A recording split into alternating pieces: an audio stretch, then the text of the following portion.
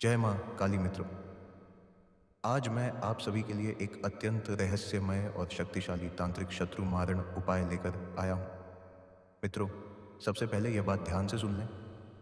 शत्रु मारण क्रिया कोई खेल नहीं है।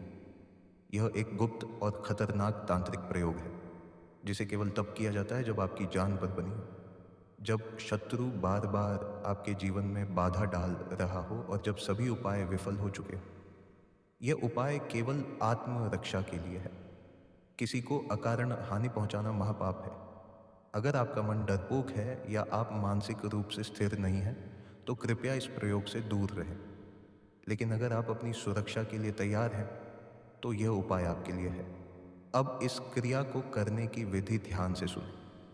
सबसे पहले अपने शरीर की रक्षा करें। मन में दृढ़ संकल्प के साथ यह हनुमान मंत्र जपें। ओम हम हनुमते रक्ष रक्ष स्वाहा।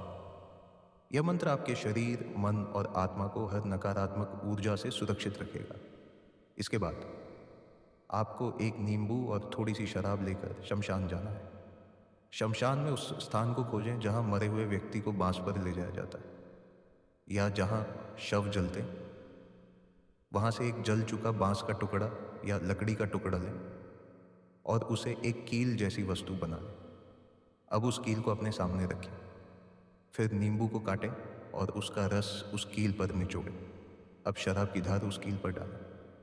इसके बाद आप बोलें, हे मरी माता, हे श्मशान की देवी, मैं आपको अपने शत्रु के पास भेज रहा हूँ। अब शत्रु का नाम लें।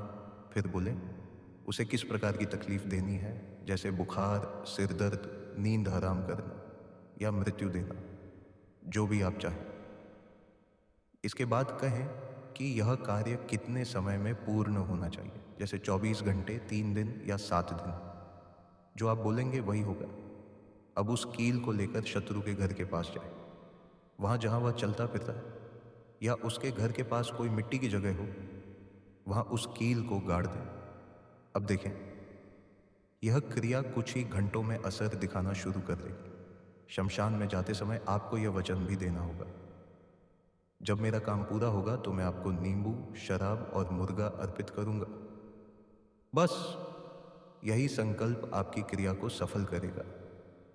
मित्रों, यह उपाय अत्यंत शक्तिशाली है। इसे हल्के में मत लीजिए।